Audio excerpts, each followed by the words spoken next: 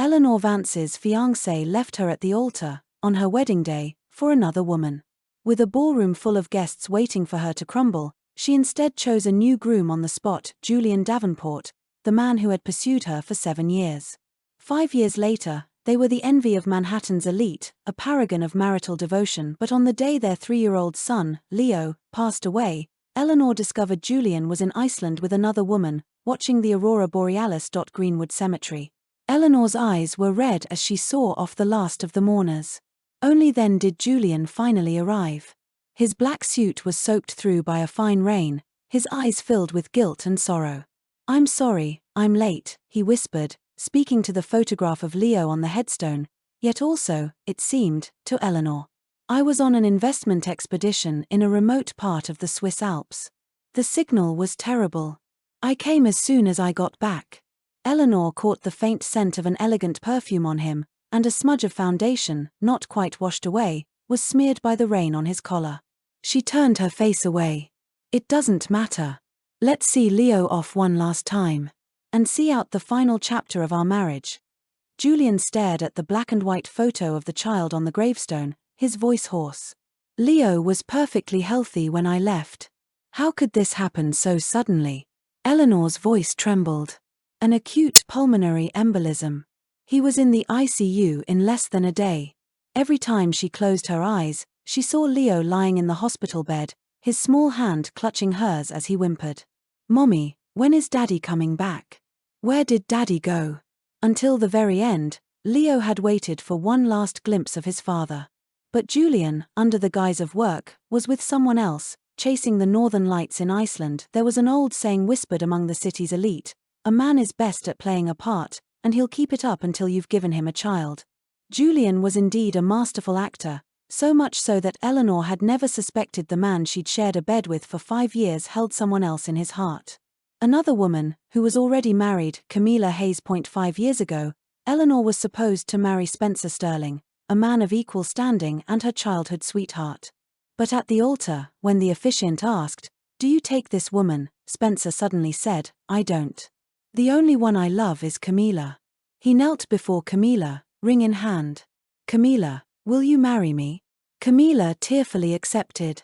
They fled the wedding hand in hand, like a prince and princess breaking free from their shackles. Camila was the daughter of Eleanor's father and his mistress. Years ago, that woman had destroyed her mother's marriage. Now, history was repeating itself as sisters fought over the same man. Whispers rippled through the guests, their faces masks of morbid curiosity. Did I end that moment of humiliation? Julian Davenport, the man who had pursued her for 7 years, walked onto the altar and knelt on one knee, his eyes red-rimmed. "Ellie, marry me. Please. Let me be your groom." After the wedding, Julian never disappointed her. Every morning, he had mouthwash and a glass of warm milk ready for her. He would have a rose-petal foot bath waiting for her when she came home from work. When she casually mentioned wanting to try a new matcha roll cake, he drove 50 miles to find it for her. After their son was born, he doted on her even more. Eleanor had truly believed she had finally found a man worthy of her trust. It wasn't until Leo's accident that the bloody truth was torn open outside the ICU. Eleanor had frantically dialed Julian's number. He must have answered by mistake, because she heard his conversation with someone else through the receiver. "Julian, if you don't love Eleanor, why did you marry her back then? Everyone in our circle calls you the consoler now."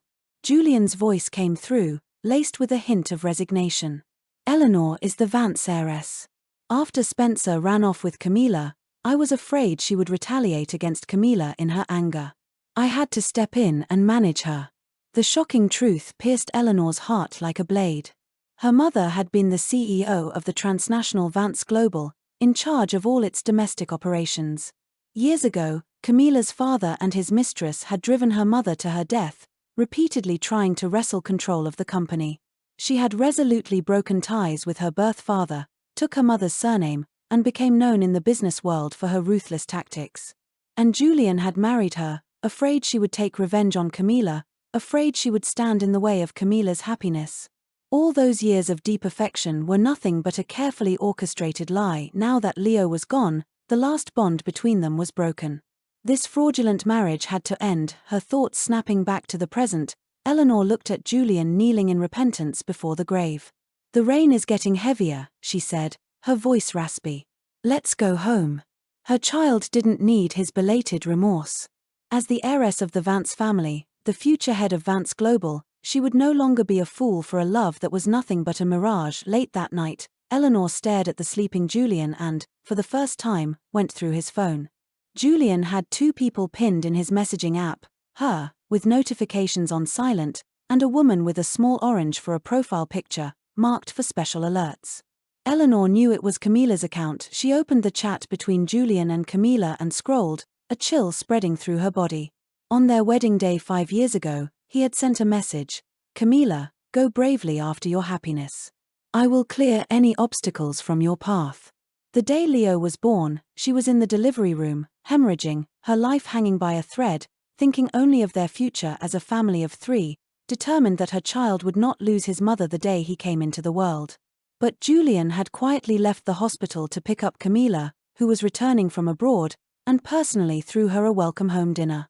Camila had come back because she had grown tired of following Spencer around the world, so Julian had taken it upon himself to look after her life back home. In fact, when Eleanor gave birth, Camila had sent a congratulatory message, its tone tinged with sourness. "I'm so envious that you and Eleanor have a child.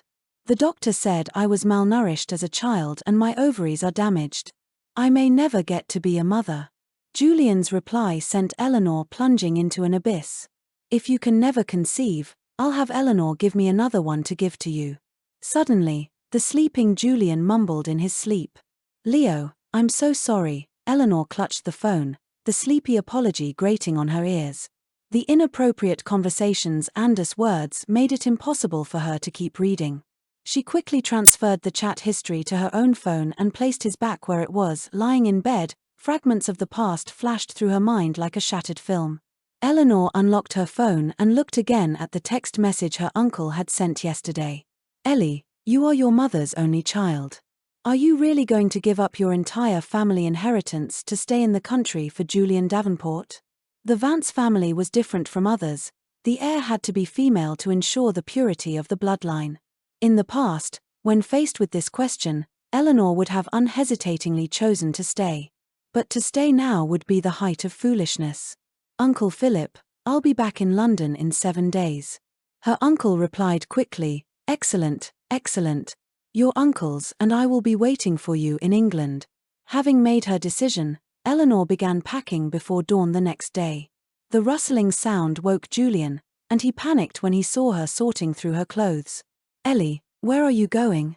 Eleanor didn't want to tell him the truth, afraid he would just spin more beautiful lies for Camila's sake to deceive her. "Leo's gone. I'm putting his things away in the closet, so I don't have to look at them and feel sad." Julian froze at her words. "Don't be in such a hurry to pack up Leo's things. Let's keep them, as a memento." His voice was strained, a film of moisture gathering in his eyes. Eleanor kept her eyes down and didn't reply, but her ears filled with the sound of Leo's soft voice from the past, trailing behind her, calling, "Mommy." The pain she had deliberately avoided now washed over her like a tidal wave. The mention of the past plunged them both into silence. Julian tried to change the subject, getting up and heading to the kitchen. "I'll go make you some porridge." Eleanor continued to sort through the clutter. When she came to the dining room, she saw a steaming breakfast on the table, but she didn't even touch her chopsticks. "Thank you." The 2 words were as light as a feather, yet they sent a wave of panic through Julian. He reached out and wrapped his arms around her, resting his chin on the top of her head. "You're my wife. Taking care of you is my duty. Don't ever say thank you to me, okay?" For some reason, he felt as if Eleanor was a cloud about to drift away with the wind. She had been too quiet recently, so quiet it scared him. "I haven't been there for Leo, and I've neglected you. I'm sorry to you both. From today on, I'll always be with you. Ellie, don't be so cold to me. I'm scared." Scared that she would suddenly disappear from his life, just like Leo. Just as Eleanor was about to speak, Julian's phone vibrated. As the screen lit up, she glimpsed that familiar orange profile picture and pushed away the arms around her waist. Julian looked at the message, his eyes darting away. "Ellie, something urgent came up at the office. I have to Seeing him turn to leave, Eleanor didn't expose his clumsy excuse. Go ahead. What was the point of holding on to a man whose heart wasn't even here? It only served as a constant reminder of how completely wrong she had been. Julian leaned down and placed a fleeting kiss on her forehead. I'll be back as soon as I'm done. Watching his hurried back, Eleanor felt a needle-like prick in her heart. She was clearly over him, so why did it still hurt? 12 years. From 17 to 29, she had gambled her entire youth on this man. 7 years of a secret crush, 5 years of marriage. It was all just an elaborate, woven lie. She subconsciously followed him out, wanting to see where he was really going. In this relationship, she shouldn't be the only one struggling in the mud. Just as she reached the underground garage, she saw Julian stop in front of a black Maybach. The moment the car door opened, a pale hand pulled him inside. The car began to shake gently, the door not even fully closed. Figures overlapped inside the car. Eleanor stood in the shadows, her face whiter than paper. Leo hadn't even been gone a week, and this man was already rushing into the arms of another. Did he truly feel no guilt for his son's death? Julian Davenport, those who betray a true heart will eventually face retribution, she murmured, raising her phone, her fingertips trembling as she pressed the shutter. After taking the photos, she turned and walked back without a second glance, as if looking any longer would soil her eyes. When she got home, Eleanor touched her cheek and realized tears had long since streaked her face. A broken relationship was like a shattered glass. The shards dig into your flesh, making even breathing painful. She wiped her tears and pulled a yellowed divorce agreement from the bottom drawer of her study. Julian had printed it himself on their wedding night. Ellie, if there's ever a day you don't want to be with me anymore, just throw this in my face. He had held her hand then, his eyes shining brighter than the stars. But I promise I will be good to you, I will be faithful to our marriage, and I will never give you a reason to use this.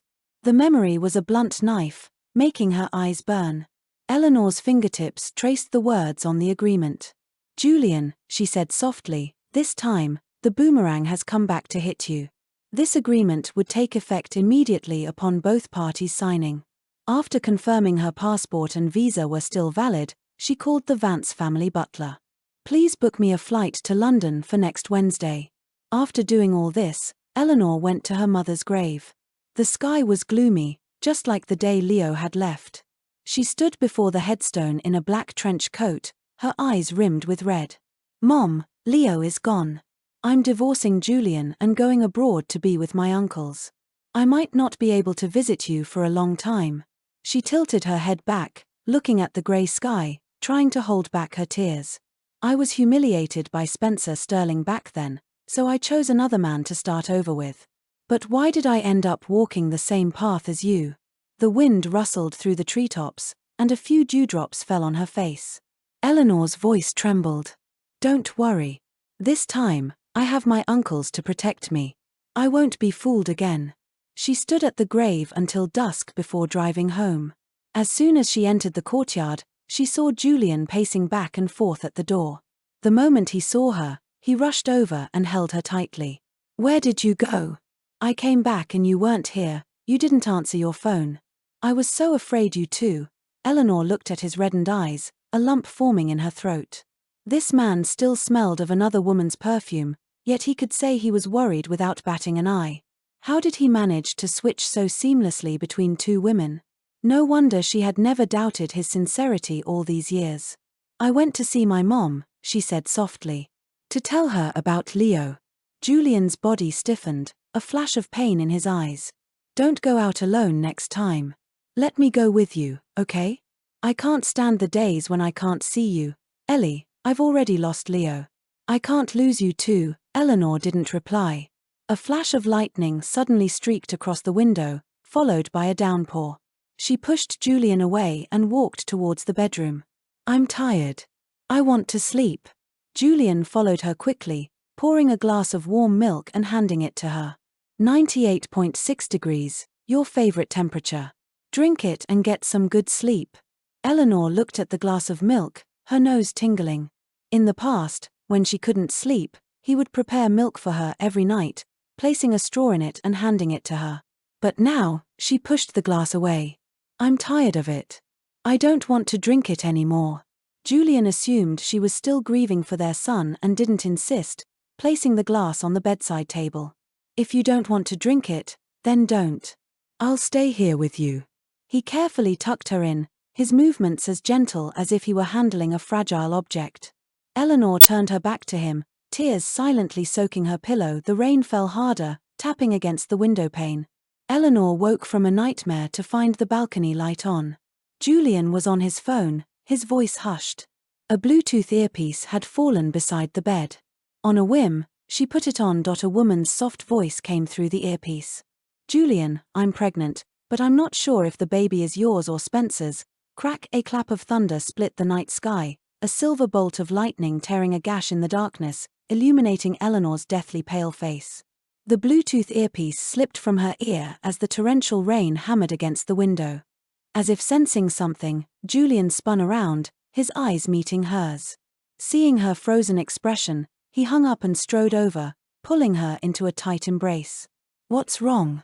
Did you have a nightmare?" he asked, stroking her back soothingly, his brow showing no sign of panic at being caught. Eleanor gasped for air, quietly hiding the earpiece under the covers, the fatal words still echoing in her ears, a chilling cold spreading through her.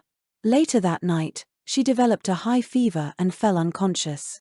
Julian immediately scooped her up and rushed her to the hospital. As dawn broke, the man's eyes were bloodshot, a dark stubble covering his chin. "Ellie, you're finally awake. You've had a high fever for 2 days, talking nonsense, crying in your sleep. You were breaking my heart." Eleanor stared at the 4 drips slowly feeding medicine into her vein, a heavy weight pressing on her chest. "I just felt so awful." Julian thought she was still heartbroken over Leo and squeezed her hand sympathetically. "When you recover, we'll go to the retreat upstate and pray for Leo, wish him a life free of suffering in his next life."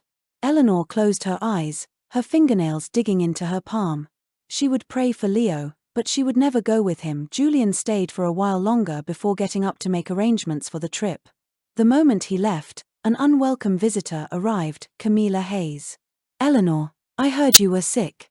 I brought you some flowers." She placed a bouquet of lilies on the bedside table. The heavy fragrance made Eleanor instantly struggle to breathe. She had congenital asthma and was severely allergic to pollen. This bouquet was tantamount to poison. "I don't need your crocodile tears." Eleanor violently swiped the flowers away, her trembling hand reaching for the call button, but Camila grabbed her wrist. "Don't be in such a hurry, big sister. I have so much more to tell you. My mother was always suppressed by yours, but now she's finally made it.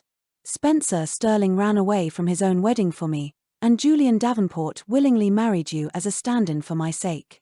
So what if your mother was the CEO of Vance Global? So what if you're the Vance heiress? You're still just someone for my mother and me to trample on." Camila tilted her chin up, preening like a peacock showing off its feathers. Every word was a knife twisting in Eleanor's heart. She couldn't bear to look at that face any longer. "Get out." But Camila's laughter grew more brazen, her eyes glinting like a venomous snake's. "I casually mentioned I couldn't have children, and Big Brother Julian said he'd have your son transferred to my name. It's a shame the boy had such bad luck, dying at only 3. Impossible." Eleanor's pupils contracted. Camila pulled a document from her bag and threw it in front of her, the papers rustling. "The party of the first part, Julian Davenport, voluntarily agrees to transfer custody of his son, Leo Davenport, to the party of the second part, Camila Hayes." At the end of the agreement, there it was, Julian's strong, forceful signature. Julian was really going to give Leo to Camila. Eleanor's expression shifted from shock to devastation, her heart feeling as if it were being squeezed by iron pliers, the pain nearly suffocating her. "Your mother is dead, your son is dead, and now it's your turn." An evil glint sparked in Camila's eyes as she grabbed a handful of lily petals and stuffed them into Eleanor's mouth. Overcome with rage and inhaling a large amount of pollen, Eleanor's chest heaved violently, her vision blurring. She desperately spit out the petals, but she had already inhaled too much, and she was on the verge of suffocation. The sound of familiar footsteps came from the hallway. Suddenly, Camila screamed and fell to the floor. "Ah!" She collapsed in a pool of blood, a large red stain spreading beneath her, crying out, "My baby, my baby." The door was thrown open. When Julian burst in, the The first thing he saw was the fallen Camila. Camila! He rushed over and gathered her in his arms. Seeing him turn to leave, Eleanor's vision went black as she weakly cried for help. Julian, save me. But the man paid her no mind, merely tossing a cold sentence over his shoulder. Camila came to visit you out of kindness, and you use such a venomous trick to harm her. Are the old grudges still not over? Eleanor was fading fast, watching that retreating back. She used her last ounce of strength to press the call button but fell from the bedside, plunging completely into darkness. Eleanor felt as if she were falling into an endless void, her body sinking continuously. In the darkness, she heard her mother's voice. Ellie, wake up. And Leo's milky voice calling out, Mommy, look at me. The voices were so close, yet so far away. She struggled to open her eyes. But when she awoke, there was no mother, no Leo, only a weary-looking Julian. Julian held her hand, his voice hoarse. Ellie, I was wrong about yesterday. Spencer asked me to take care of Camila before he left. She found out she was pregnant a few days ago. When I saw the blood on the floor, I was afraid I wouldn't be able to explain it to Spencer, so I rushed her to the hospital. You know Spencer is always away, and Camila is so frail. I couldn't just ignore her, could I? Was it because of Spencer, or was it because of that child? Eleanor didn't want to play his games anymore. She turned her back to him. Seeing her cold attitude, Julian lost his patience. When you're better, go and apologize to Camila. She had a miscarriage. Eleanor's breath hitched, finding it hard to believe. Why should I apologize? She fell on her own. It had nothing to do with me. Julian frowned, his tone grave. I know you resent Camila's mother for interfering in your parents' marriage, but Camila is innocent, and the child in her womb was even more innocent. These words were like daggers plunging into Eleanor's heart, the pain making her tremble.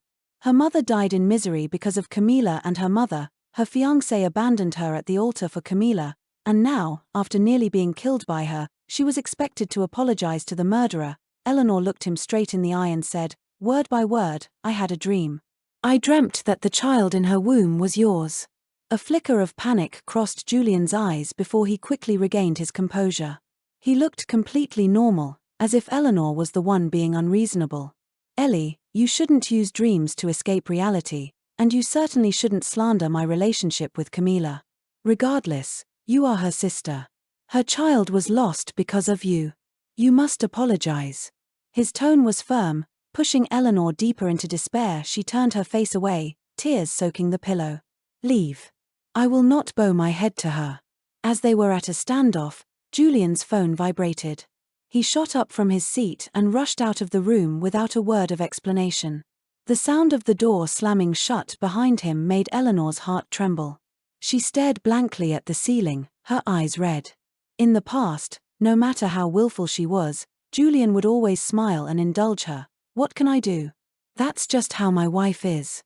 Only now did she understand that perhaps it wasn't that he loved her so much, but that he had never truly cared. Now that he had found someone he truly cherished, he would naturally side with them, and right and wrong no longer mattered. Eleanor, just pretend he never existed. She whispered, her voice choked with sobs. If she could just erase every trace of him, her heart wouldn't be torn apart again. After her 4 was finished, just as Eleanor was about to find her doctor, her uncle's call came through. Ellie, have you packed everything? Do you want your uncles to come back and get you? Eleanor suppressed the turmoil of emotions, keeping her voice as steady as possible. I'll fly back myself. Just wait for me at the old house.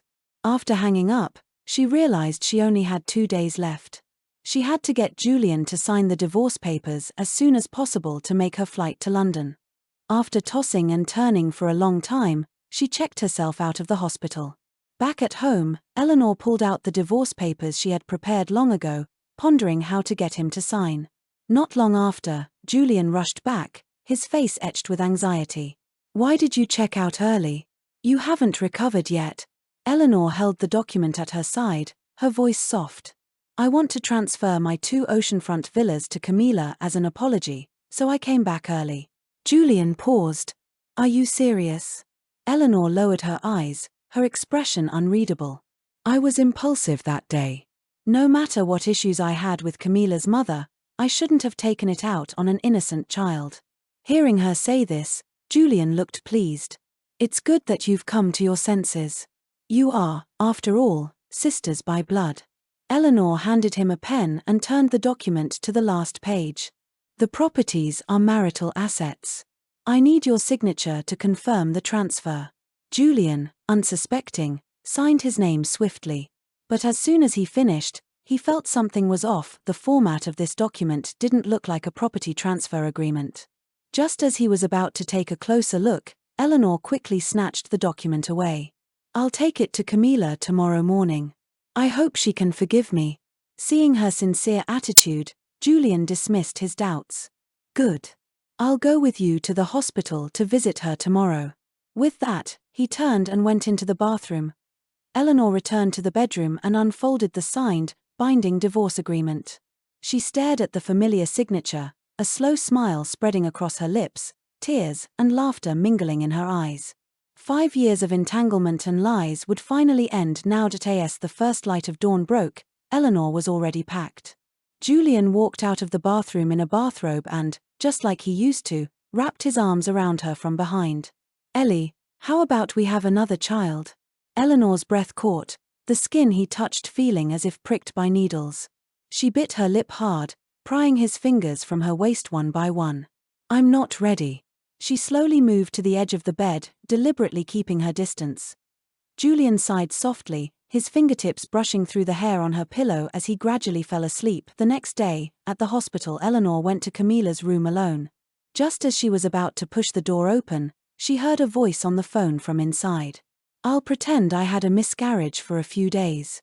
You keep Spencer steady for me. Don't let him get suspicious." Eleanor's pupils shrank. So that's how it was. No wonder she had seen blood the moment she sat down that day. It was a self-directed drama. She threw the door open, the noise startling Camila into quickly hanging up the phone. Seeing it was Eleanor, she breathed a sigh of relief. "What are you doing here?" Eleanor got straight to the point. "You were never pregnant." Camila sneered. "A little smarter than your short-lived mother, I see." Caught in her lie, she wasn't flustered at all, but instead wore a triumphant smile. "I've told you before, you and your mother will always be losers to me and mine. My mother used this trick to win against your mother, and now I'm using it to steal your man. Why bother trying so hard to keep a man?" In the past, such provocations would have always sent Eleanor into a tailspin. But now, she was free, her heart as still as water. A Vance woman would never stoop to such filthy tricks to keep a man. We don't want things that are dirty, let alone a man who's been tainted. In fact, I should thank you for helping me filter out the trash. With that, she turned and left the room, ignoring Camila's reaction. When she returned home, Julian was busy in the kitchen. The sleeves of his shirt were rolled up to his forearms, his long fingers expertly chopping vegetables. When he saw Eleanor return, he immediately put down his knife and came over. "Ellie, today is our 5th wedding anniversary. How do you want to celebrate?" Eleanor stood frozen. So much had happened recently that she had forgotten the date. And now, they were no longer husband and wife. "I want to go see Leo again." Since their son was born, they had always celebrated their anniversary as a family of 3. Now that Leo was gone, and she was about to leave, she wanted to talk to him one last time. "Okay, whatever you want." Julian agreed readily and turned back to his cooking. Staring at his back in the apron, Eleanor's heart was as calm as an old well. If she hadn't accidentally discovered the truth, she would never have believed this loving husband had always had another woman in his heart. Her phone vibrated twice. It was a message from her private pilot. "Miss Vance, the jet is at the private airstrip at Hudson Yards. When shall we depart?" Eleanor lowered her eyes and replied, "Tomorrow morning at 8. Wait for me." Putting down her phone, she began to pack her last few things. At dinner, she sat opposite Julian. On the table, besides 2 sets of cutlery, there was also a child's set. "Ellie, even though Leo is not with us, his place will always be here on this day every year." The man's gaze was so gentle it could have dripped water, but Eleanor only felt a sense of surrealism. She suddenly spoke. "In our 5 years of marriage, have you ever hidden anything from me?" "Of course not," Julian blurted out. It took me so long to finally win you over. How could I ever be unfaithful to you? Eleanor lowered her eyes, her entire heart submerged in a cold pool. A man's affection, it turned out, required no acting skills. She looked at the steaming dishes, having no appetite at all. Julian gripped her hand, his knuckles turning white. Ellie, what's wrong with you today? Why are you suddenly asking this? Eleanor's voice was hoarse. My mom is gone, Leo is gone, and now I'm all alone. Julian's tense nerves relaxed, and he pulled her into his arms. Silly girl, you still have me. Just as he finished speaking, his phone rang shrilly. After answering, his face changed drastically. Ellie, what did you do to Camila? Eleanor looked up, bewildered. The doctor said she's missing. A few strangers took her from her hospital room. Julian's hand, gripping the phone, had veins popping out, his gaze as sharp as a knife. This morning, besides the medical staff, the only person Camila saw was you.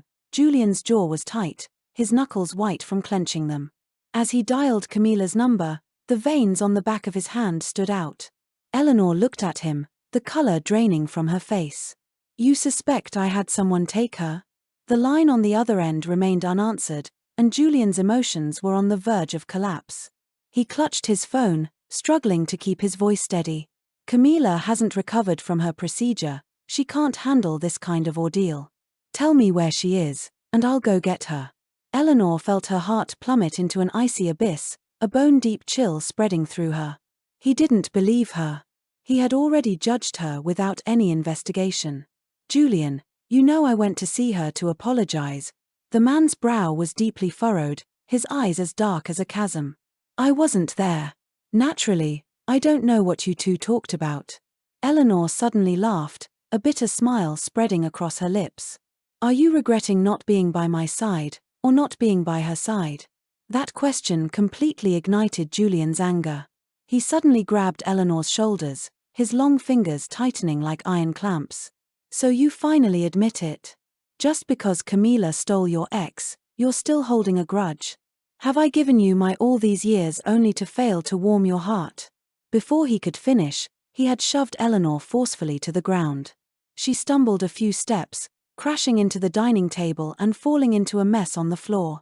The sound of shattering porcelain was jarring. Scalding soup splashed onto her leg, instantly creating a large red welt. A sharp piece of ceramic cut her palm, and blood gushed out, mingling with her tears to create a shocking sight. Eleanor looked at the mess of food on the floor and suddenly burst out laughing, a heart-wrenching tremor in her voice. Julian Davenport, oh Julian Davenport, you've finally shown your true colors. She forced herself to stand, enduring the pain, and treated her wounds alone. Without cleaning up the shattered pieces, she changed into a simple dress and went straight to the cemetery. The tombstone.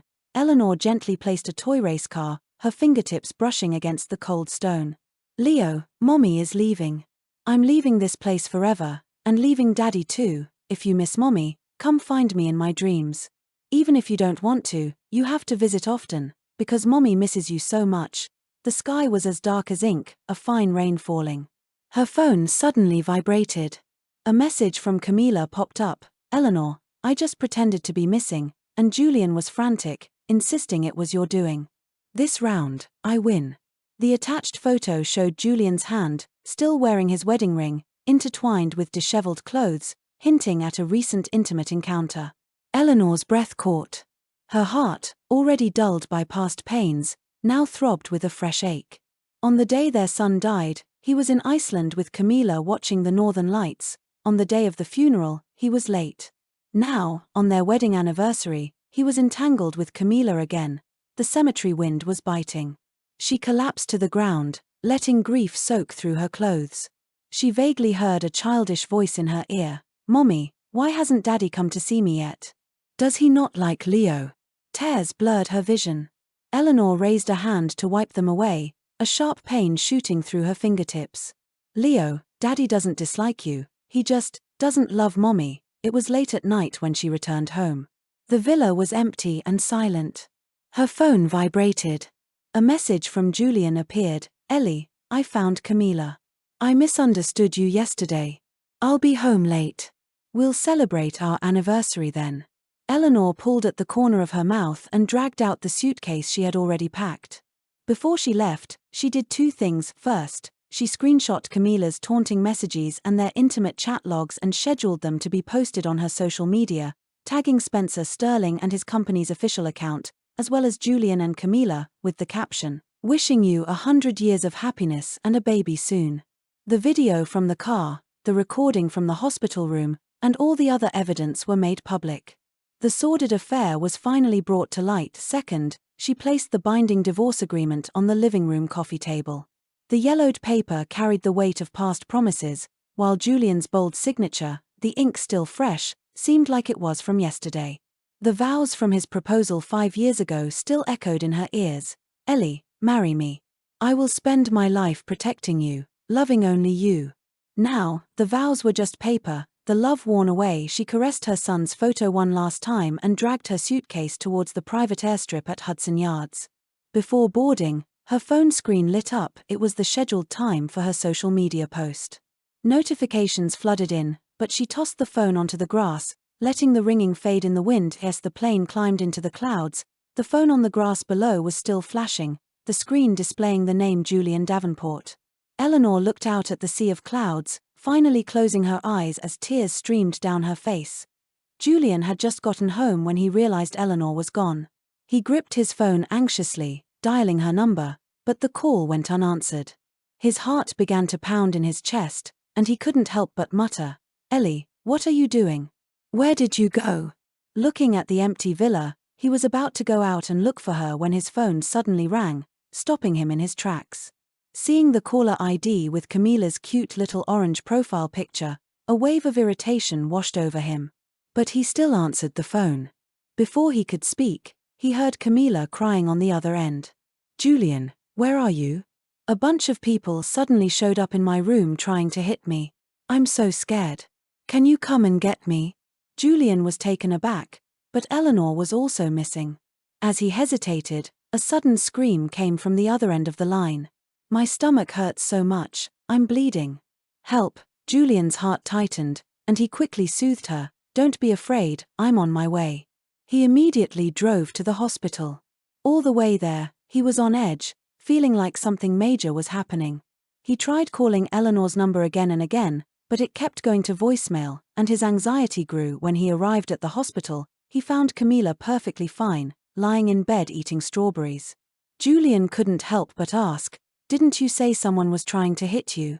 Seeing him, Camila immediately put on a wronged expression, handing him a cropped screenshot of a trending topic. "I already got rid of them. My sister posted our business online. You've been so good to her, made her a wealthy woman, what more could she be unsatisfied with? Those people just now, she sent them. They have no idea how much pain and struggle we've been through to get to this point." As she spoke, she began to sob again. Her innocent face was streaked with tears, looking utterly pitiful. "Why is my sister always so cruel? It was bad enough that my mother was scorned by everyone, but now she's attacking us online too." Julian was stunned. He took her phone and glanced at it. Instantly, he was shocked Eleanor knew everything. His brow furrowed. Camila thought he was angry and continued to add fuel to the fire, accusing Eleanor. "My sister is just too jealous. She made us lose our child, and now she wants to ruin our reputation so we can never hold our heads up high." Because the content had been carefully edited by Camila, all he saw was Eleanor accusing him of cheating and deciding to divorce him, refusing to accept him back. He didn't know that Camila had lied to him, that the so-called miscarriage was fake, and that she had deliberately framed Eleanor before. He then recalled how Eleanor had purposefully answered the phone but said nothing, thinking she was probably worried he would blame her. At this thought, a surge of anger rose in Julian. Everyone makes mistakes. Besides, he and Camila were the two people closest to Eleanor, one her husband, the other her own sister. Why would she be so extreme as to expose everything online, subjecting them both to public attack? And Camila had always felt inferior because of her background. Now that they were married, he would be devoted to her. Why did Eleanor have to push Camila so relentlessly? Julian looked at Camila's swollen eyes and comforted her softly, "You just had a miscarriage. Get some rest. Don't worry about what's online, I'll handle it. "Don't be afraid." He said a few more comforting words and then left the hospital to find Eleanor. He had to talk to her now, get her to delete those false posts online to avoid misunderstandings and prevent people who didn't know the truth from pointing fingers at Camila. After leaving the hospital, Julian first called his assistant. "Liu, take down all the trending topics about me and my wife. Find some celebrity scandals to push them down." After making the arrangements, Julian checked all the places Eleanor frequented. He couldn't find a trace of her by nightfall. He kept calling her phone, but it remained off. Finally, he returned to the villa. The dark living room was lit by only a single small lamp, making it feel exceptionally cold. He lit a cigarette, watching the glowing tip, his gaze falling on a document on the table. The document looked familiar. It wasn't until he saw the title that he froze: Binding Divorce Agreement. Julian's pupils contracted violently, his heart feeling as if it had been slammed by something heavy. Divorce. He flipped through the agreement in shock, an involuntary wave of anxiety rising within him. He skimmed it quickly and turned to the last page. When he saw the familiar signature, his blood nearly froze. It was one thing for Eleanor to have signed it, but he himself had also signed his name. How is this possible?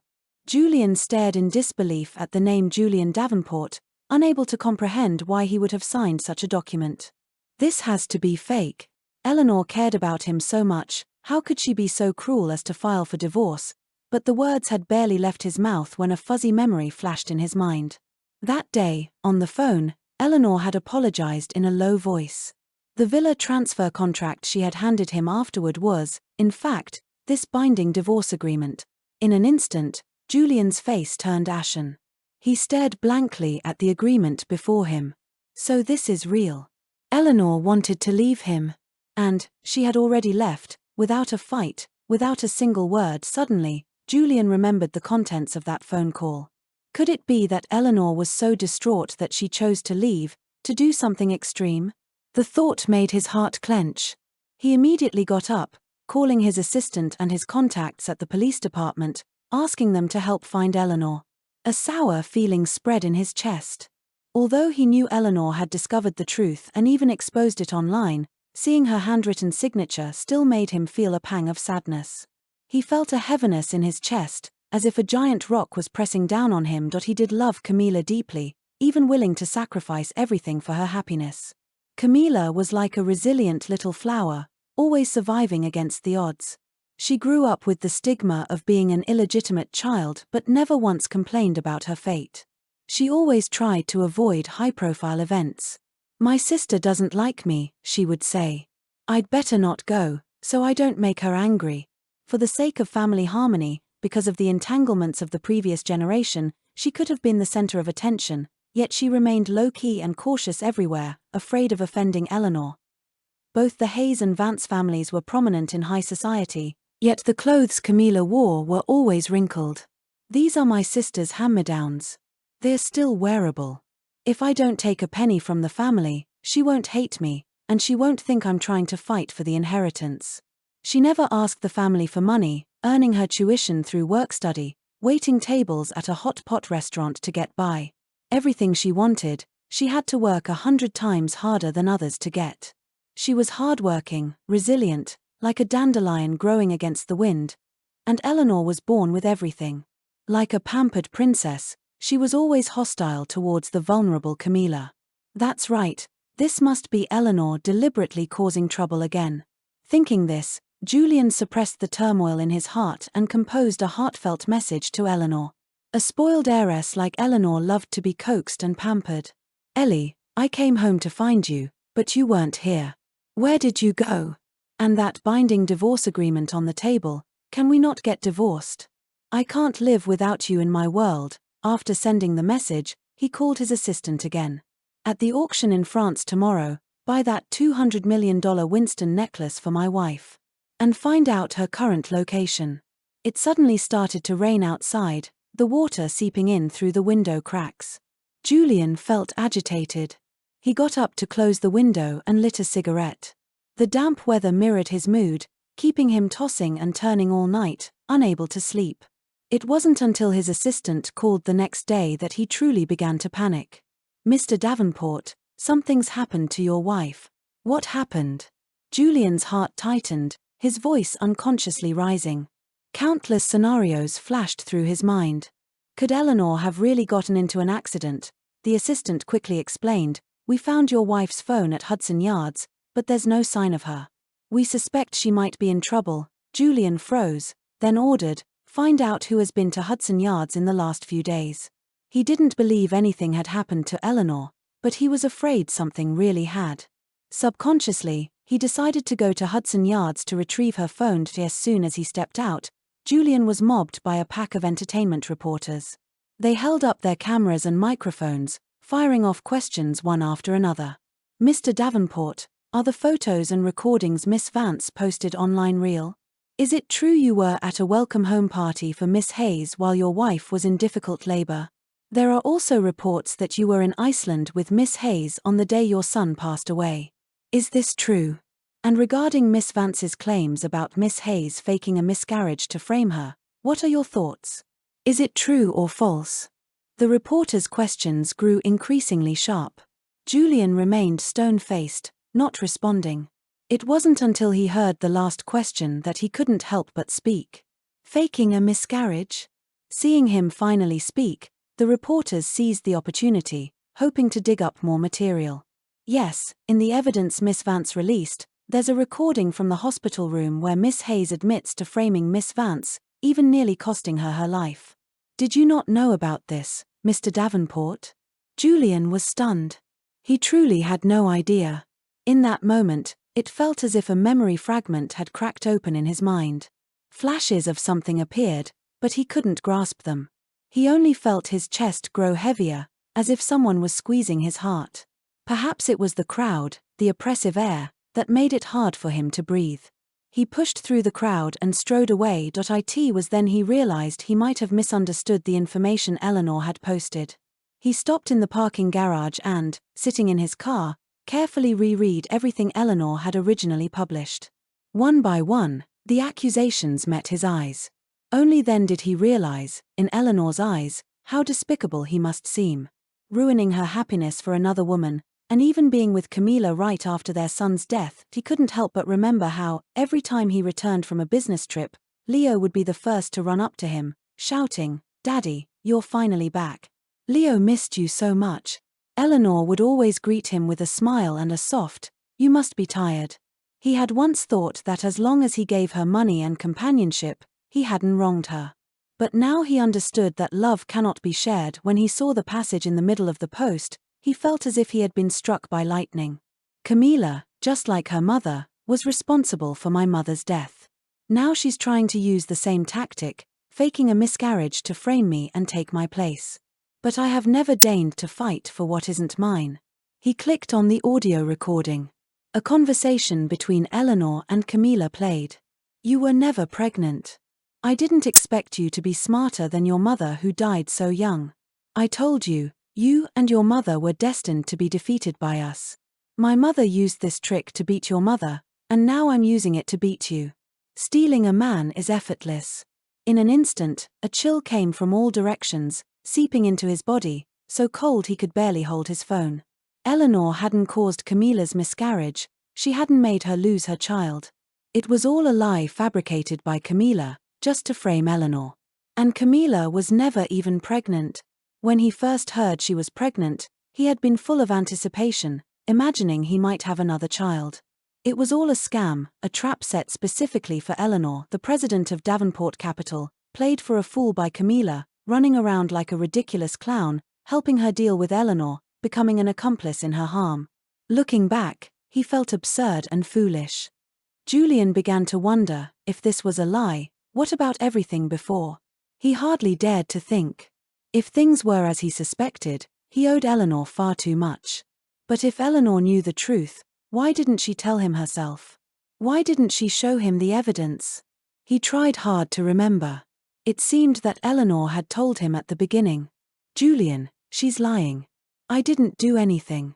How had he responded then? He seemed to have instinctively decided she was just a spoiled rich girl, and everything she said was just an excuse to cover her tracks. He never considered that she might be telling the truth. So later, she was no longer willing to talk to him about it. The memories of the past unknowingly turned into a sharp knife, stabbing viciously into his heart. Suddenly, Julian felt a pang of regret. Eleanor was a good wife. They were well matched, and they got along harmoniously. If he hadn't taken that step, they would be a happy family of 3 now. But alas, it was all destroyed by his momentary impulse. The child was gone, and Eleanor had left. His heart ached, as if someone were driving nails into it, suffocating him. Just then, his assistant sent a message. "Sir, it appears your wife has taken her private jet to London. We found that your wife's private jet filed a flight plan with air traffic control. London. The seat of Eleanor's mother's family." Julian rubbed his temples, his fingers flying across the screen. "Keep investigating. And look into everything Camila has done to my wife over the years. The more detailed, the better." The results came back quickly. He had indeed been deceived all these years. Julian went to the hospital. Camila, at this point, had no idea he knew the truth. So when she saw him, she still cooed his name, Julian, and tried to lean into his arms. "So many people are attacking me online. It must be my sister who paid for a smear campaign. She's always been like that, wishing the whole world would hate me. Can you help me post a clarification? Just say that my sister is the one who harmed us." But this time, Julian didn't agree as he usually would. Instead, he looked straight into her eyes. "About the miscarriage, did you frame Eleanor?" Camila's face changed, a faint sense of unease creeping into her heart. But she maintained a wronged expression on the surface. "How could you suspect me? How could I possibly joke about my own child? You've always known my ovaries are damaged, that I might not be able to have children in this lifetime. You know better than anyone how much I want a child."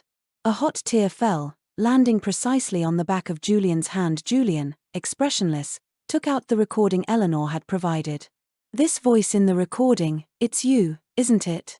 Camila forced herself to remain calm, shaking her head as she looked at him.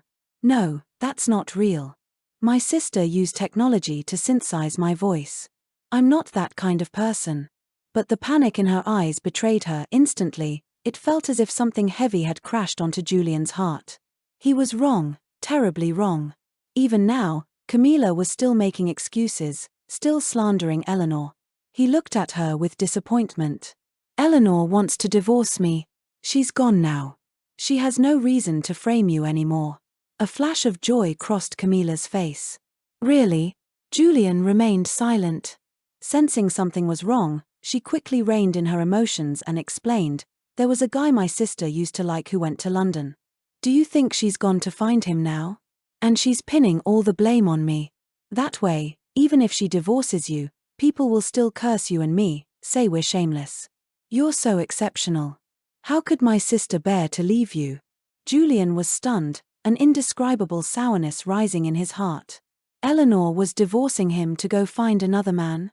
Didn't she used to like Spencer? How could she like someone else? He had been so good to her, and she was leaving him for another man. Camila's expression shifted slightly. She had completely made that up, but now she had to stick with it. She nodded. "It's true. You can check if you don't believe me." Julian no longer easily believed her side of the story. He decided to verify it himself. He immediately booked a flight to London. Before leaving, Julian got Eleanor's phone. The screensaver was a photo of their family of 3. In the picture, he, Eleanor, and Leo were smiling happily. Now, only he was left. He couldn't understand how things had gotten to this point. Just half a month ago, they were a loving couple.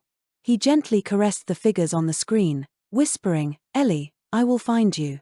Since they were married, they should grow old together. No one could leave midway, especially not Eleanor. And certainly not because she had fallen in love with someone else. He intended to open Eleanor's phone to see if, as Camila claimed, she had left for another man. But he failed after several password attempts. Finally, due to too many incorrect entries, the phone factory reset itself, erasing all data. Even the photo of the 3 of them was gone. He tried to salvage it, but it was too late. He stared blankly at the blank screen, his thoughts in turmoil, when Spencer Sterling's call suddenly came in. As soon as the call connected, his cold voice came through. "Julian Davenport, I asked you to take care of Camila, not to take care of her in bed. You dared to force her to do that, and you made her have a miscarriage. You and Eleanor, neither of you will get away with this." Julian quietly absorbed his anger, responding calmly, "I didn't force her, and she wasn't pregnant. This has nothing to do with Eleanor." But he was indeed at fault. Hearing this, Spencer grew even more furious. "Julian Davenport, Camila is my wife. Are those photos fake? Get ready for your company to go bankrupt." With that, he hung up. Shortly after, his assistant rushed in to inform him that Davenport Capital's stock price was plummeting due to the post Eleanor had published.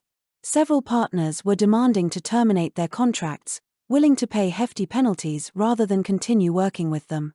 Although the company had already initiated public relations damage control, a large number of netizens had saved screenshots of the trending topic, and the buzz remained high. Julian frowned. "Call a press conference immediately." He had to resolve things at home before he could leave. At the press conference, Camila also showed up secretly, dressed inconspicuously to avoid being recognized. She carefully navigated the crowd, found Julian, and pulled him into a corner. "Julian, why aren't you answering my messages?" After learning he was holding a press conference, she had sent him many messages, but he hadn't replied to a single one. Julian looked at her coldly, his eyes devoid of any warmth. The Camila before him now was just a woman full of lies. He would no longer believe a word she said, nor would he feel a shred of pity for her. The moment he knew the truth, he understood what terrible things he had done to Eleanor. He had to make it up to Eleanor, to apologize to her. As for Camila, he had been blind from the very beginning. "I will state the facts at the press conference. Our being together was indeed immoral. That was our mistake." Camila's heart tightened, and she quickly tried to stop him. "No. This has already spread abroad. Spencer called and said he wants to divorce me. If you confirm this in front of the media, what will I do?" Once it was public, Spencer would definitely not forgive her. Julian frowned silently. That was not his concern. Seeing his silence, Camila panicked. "You're not considering me at all?" Julian didn't answer directly, only saying flatly, "If you do something wrong, you have to bear the consequences." 3 days later, New York. Davenport Capital Headquarters. It was a rare, globally televised press conference. The several hundred-foot red carpet was clogged with media from every major outlet. CCTV, BBC, CNN, major financial channels, and social media live streams were all active, with over 20 million viewers watching online worldwide. At the press conference, the lights focused on the center of the high stage. Julian Davenport stood in the spotlight, his black suit immaculate, but his eyes were sunken, as if he hadn't slept in years. He raised the microphone, his voice low. "To all our friends in the media, to everyone who has followed the story of me and Eleanor, today, I have only 3 words to say: I was wrong." He paused for 3 seconds, took a deep breath, and continued, "It was I who left the hospital while she was in a difficult labor. It was I who was with another woman watching the Northern Lights on the day our child passed away. It was I who, even after knowing Camila had lied about being pregnant, still chose to side with her and wrongly accused my own wife Eleanor Vance. She is not a spoiled rich girl, not a scheming heiress. She is the only woman in my life who was truly willing to give everything for her family. And I, with my own hands, pushed her into hell." He looked into the camera, his gaze meeting the eyes of a national audience. "After today, I will be taking an indefinite leave from the board of Davenport Capital. I will donate all of my personal shares to establish the Leo Vance Mother and Child Charitable Foundation, and I will accept any and all legal accountability from the Vance family and the public." He bowed, a full 90 degrees, and remained there for a long time. Below the stage, the media was in an uproar. He's lost his mind. This is the first tycoon heir in the industry to actively self-destruct his reputation. Julian Davenport's confession crashes social media. Netizens in tears. "Eleanor, did you hear that? He really regrets it, but please don't you ever go back." Meanwhile, London. Vance Global Headquarters, top-floor conference room. Eleanor stood before a floor-to-ceiling window, looking out at the misty River Thames. She wore an ivory-white suit, her expression calm. Beside her lay a newly delivered translation, the complete transcript of the Julian Davenport press conference. She finished reading it and said nothing. Her assistant asked timidly, "Ms. Vance, would you like to issue a response?" Eleanor lowered her eyes and spoke softly. "No need. Let him talk. He's earned it. As for me, I've already said everything I wanted to say on the divorce agreement." 3 months later, Eleanor returned to the US, making a low-key appearance at the inauguration ceremony for the Leo Vance Mother and Child Foundation. It was the first time her son's name was truly remembered by the world. She remained silent throughout the ceremony. It was only at the end of the event that the host gently asked her, "Ms. Vance, would you mind saying a few words?" She took the microphone and looked up at the starry sky. "I once loved a man deeply, but he failed to be by my side when I needed him most. I once had a son, and he was the only light in my life. Today, I want to tell him, Leo, you did not come into this world in vain. Your name will be remembered by this world forever." The crowd erupted, applause thundering like a tidal wave. Julian Davenport stood at the edge of the crowd, his suit immaculate, like a stone statue. He watched her without moving, a mist welling in his eyes, but he did not take a single step closer. His regret no longer needed words. Her pain no longer needed forgiveness. Epilogue. 3 years later, Paris. The Louvre, VIP lounge. Eleanor Vance became the first woman of Chinese descent to be named to the Global Women of Influence list. A reporter asked her, "Ms. Vance, how did you get through that dark time in your life?" Eleanor smiled. "No one ever gets through it. I just learned to live with the pain." "Did you ever hate him?" "I used to hate him, until I understood some people are worth pointing a gun at, but they aren't worth shedding a tear for." "So, have you forgiven him?" Eleanor paused, then said softly, "I have forgiven him. But I will not go back." The lights dimmed, and she made her elegant exit. And on a street corner in Paris, in the window of a small art gallery, hung a sketch. In the drawing, Eleanor was holding a young boy's hand, walking towards a sky full of stars, their backs lonely but resolute. At I end the corner, only 2 words were written, Eleanor's light, the artist's signature, J.